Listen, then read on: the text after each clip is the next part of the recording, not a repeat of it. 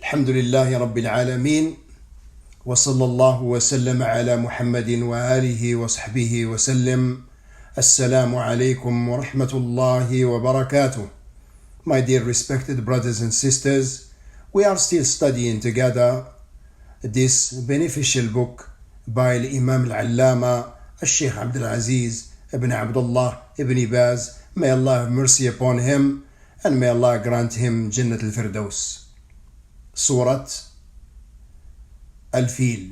أعوذ بالله السميع العليم من الشيطان الرجيم. بسم الله الرحمن الرحيم.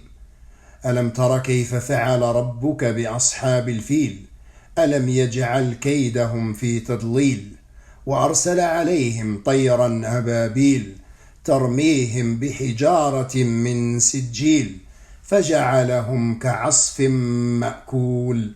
Surah Al-Fil. In the name of Allah, the most beneficent, the most merciful. Have you not seen how your Lord dealt with the owners of the elephant? Did he not make their plot go astray, and sent against them birds in flocks, striking them with stones of sijil, and made them like an empty field of stalks? Its name. This chapter is called Al-Fil, the elephant, because it begins by introducing the story about the people of the elephant. Its relations to what is before it means Surah Al-Humaza that we studied last week. In the last surah, Allah Almighty described people who backbite, who slander, who sow dissension among people. I mean, they create fitna and the like, who gather wealth and are boastful of what they have amassed. And Allah Almighty clarified that wealth will not benefit its boastful owner when he faces Allah Almighty.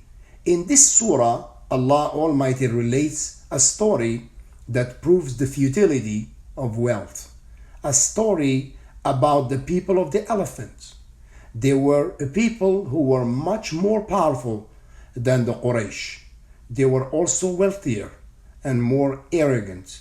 Despite that, Allah Almighty destroyed them with tiny weak birds. Their wealth, numbers, and strength were all of no avail to them.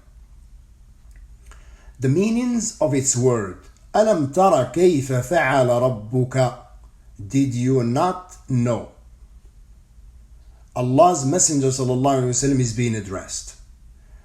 And though he was not alive at the time this story took place, he was alive to see its effect. بِأَصْحَابِ الْفِيلِ. There were 13 elephants, the largest of which was called Mahmud. Their owner was Abraha, the ruler of Ethiopia. أَلَمْ يَجْعَلْ كَيْدَهُمْ means plot. Kaid means plot. They were plotting to destroy the Kaaba. في تضليل. Allah Almighty caused their plan to fail and He destroyed them. طيرا. It is used to refer to anything that flies in the air, be it big or small. أبابيل. In many groups, in flocks. سجيل. Baked clay. كعصف مأكول. Like the leaves of crops that have been eaten by animals and trampled under their feet. The meaning in summary, this surah relates the story of momentous occurrence which took place before the birth of the Prophet sallallahu alaihi wasallam. Abraha al-Ashram, the governor of Yemen at the time, served under the rule of the king of Habasha. Abraha had an idea to build a house in Sana'a, Yemen, hoping that the Arabs would make pilgrimage to it instead of to Mecca. By doing that, he wanted to shift the center of trade and profits from Mecca to Yemen. And when he mentioned his idea to the Ethiopian king, the latter agreed and was most pleased by the plan. when the house, the church, was built, he called it Al-Qulays. No structure comparable to it was built before. One day a man from the Quraysh was so angry at this house being built that he defecated inside of it and then soiled the walls with his own excrement, with his feces. When Abraha saw what happened, he grew furious and prepared an army to attack Mecca and to destroy the Kaaba. He had 13 elephants with him, the largest of which was called Mahmud.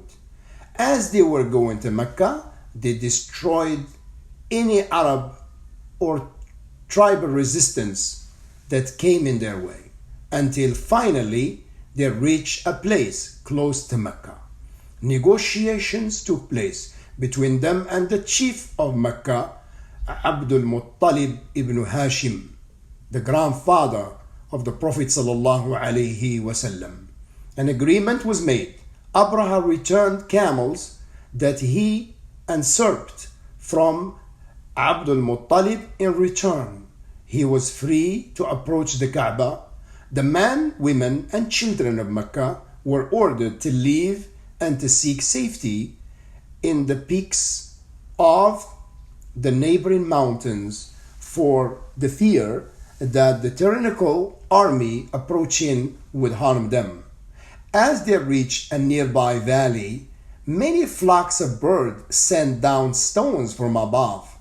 Each stone ranged between the size of a chickpea and a lentil.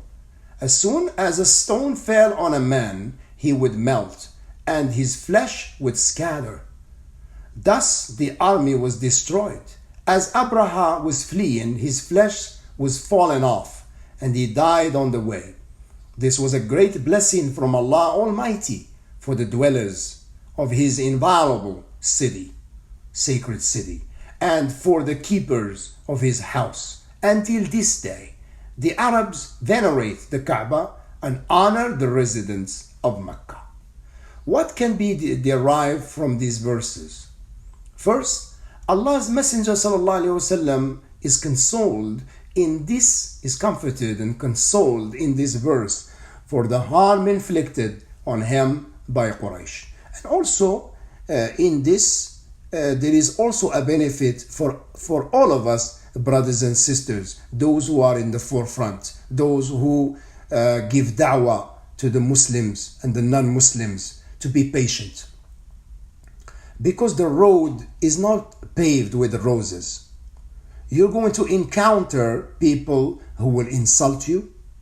You're going to encounter people who will ridicule you. You're going to encounter people who are going to speak about you and spread rumors about you that are not true and the like.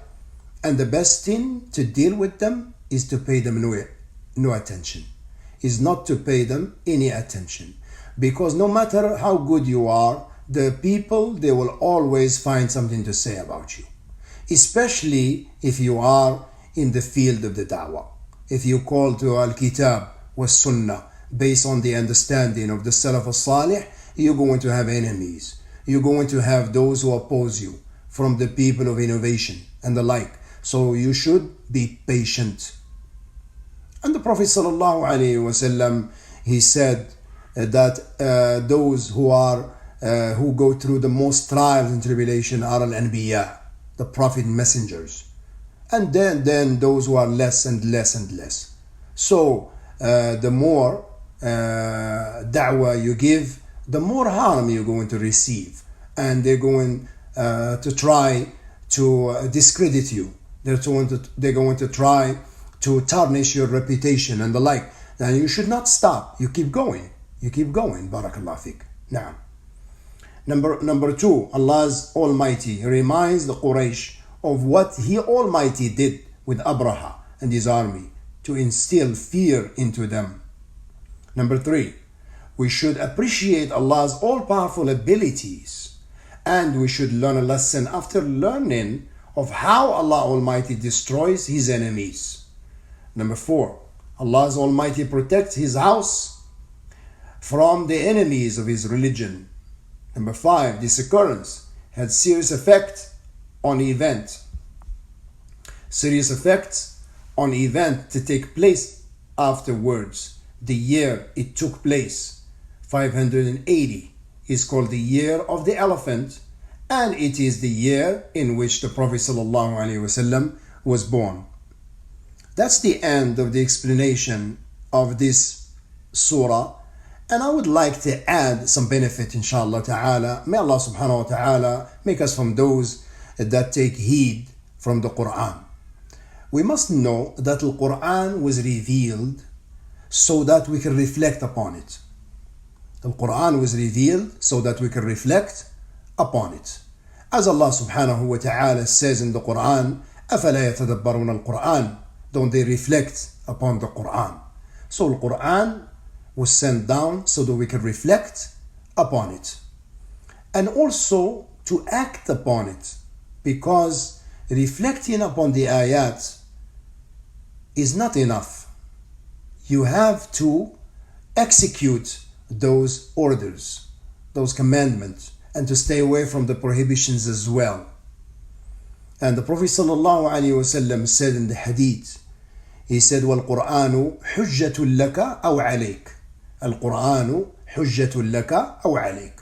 Al-Qur'an is either an argument for you or against you. Al-Qur'an is either an argument for you or against you. Al-Qur'an will be an argument for you if you implement it, if you act upon it, because reciting Al-Qur'an is good. There is no doubt. Every letter that you recite, inshallah ta'ala, you get 10 times the reward.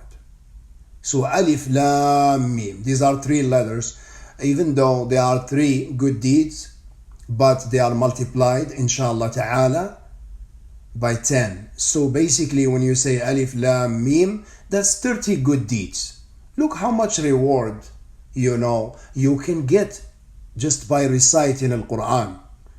And this is a golden opportunity for all of us, especially in these blessed 10 days of Dhul Hijjah. We should take advantage and read the Quran as much as we are able. These are blessed days. And remember the hadith of the Prophet ﷺ, these days and the actions and the good deed in these days are the most beloved in the sight of Allah subhanahu wa ta'ala, to the extent that the Sahaba, they said, even al-jihad fi sabilillah, to go out in the way of Allah, to fight in the way of Allah, he said, even al-jihad fi sabilillah, except a man who went out to fight in the way of Allah, and he exhausted himself, he was killed in the way of Allah, and he exhausted his wealth and everything. Look how much reward you get in these days. You can't even imagine. You cannot even imagine, because the reward and the gift, they are as good as the one who gives it, subhanahu wa ta'ala. So we take advantage. Al-Quran will intercede for those who recite it and implement it, as it came in the hadith of the Prophet sallallahu alaihi wasallam, that the Quran intercede. So we should reflect upon the ayat. When we read, we reflect. For example, this ayah right here will instill in us the fear of Allah subhanahu wa ta'ala. That Allah subhanahu wa ta'ala, He destroyed these people who came to destroy the Kaaba with very small birds, tiny birds. Look at this virus, COVID-19. It is a punishment from Allah subhanahu wa ta'ala. It baffled the best doctors in the world, the best scientists in the world. They are baffled by a very tiny virus that you cannot see with your naked eye. Very dangerous. And it confused so many scientists, so many doctors. It killed so many people. And it caused a big havoc all over the world. We ask Allah subhanahu wa ta'ala to lift this pandemic. We ask Allah subhanahu wa ta'ala to protect all of us, protect our families from it. We ask Allah subhanahu wa ta'ala to protect us, protect our families from al-fitan, trials and tribulation, those that are apparent and those that are hidden. We ask Allah subhanahu wa ta'ala to protect all of us from this pandemic and to keep us all safe and sound. May Allah subhanahu wa ta'ala make us from those that reflect on the Quran and act upon the Quran. May Allah subhanahu wa ta'ala grant us all at-tawfiq was-sadad. Walhamdulillahi Rabbil Alameen. Wa sallallahu wa sallama ala Muhammadin wa alihi wa sahbihi wa sallim.